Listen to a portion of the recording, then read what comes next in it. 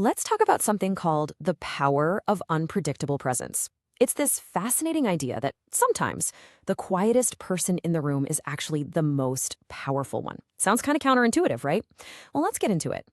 You know that feeling, right? You're in a group, maybe in a meeting or just hanging out, and suddenly the whole vibe just shifts. There's this weird tension in the air, and you can't help but feel like it's centered right on you.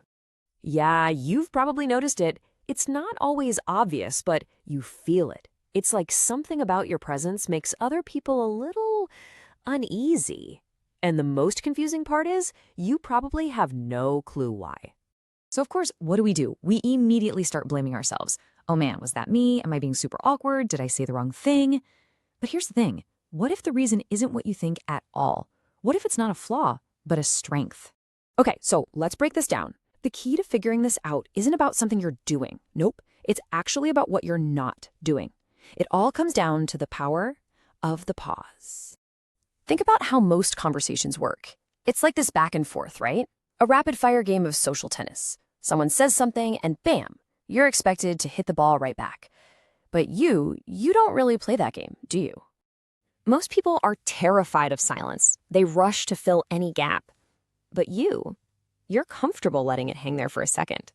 Just a beat. And let's be clear, this isn't you being unsure of what to say. It's something else entirely. Because in that little moment of quiet, your brain is working overtime.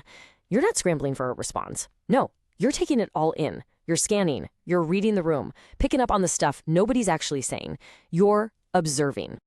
And that is what throws people off. That little pause creates this void. They can't figure you out. They have no clue what you're going to do next. Everyone else is following this unwritten social script, and you just went and ripped up the page. So why is this such a big deal? I mean, it's just a pause, right? Well, to really get it, we have to dig a little deeper into how our brains are wired. We're talking about a really basic, fundamental part of human psychology. So what is actually happening in someone's mind when you do that? When you just watch? What's the real reason your quiet vibe can feel so intense to other people? It boils down to this, right here. Humans are scared of what they can't predict. That's it. Our brains are basically prediction engines. They're working 24/7 to figure out what's going to happen next. It's a survival thing.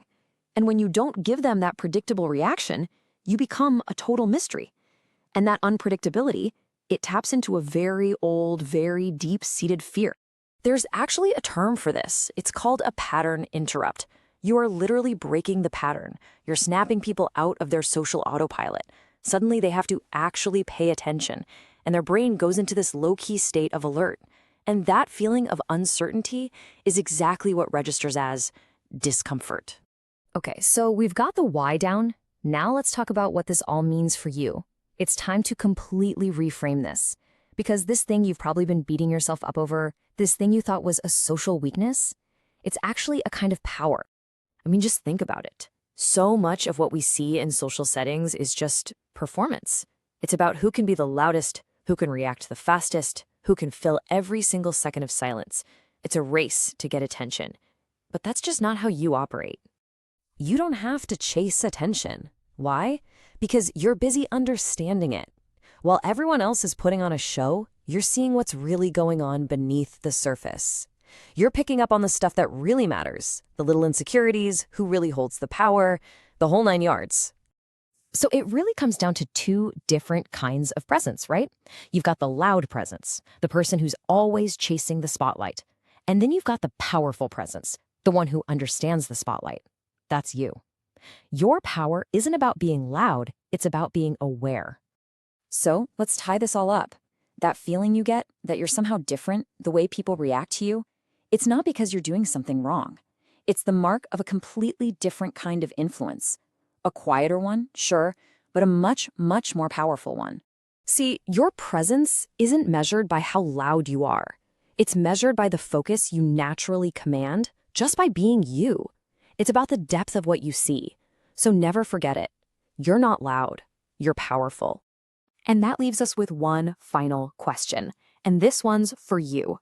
Now that you know where this comes from, now that you understand this quiet power that you have, what are you going to do with it?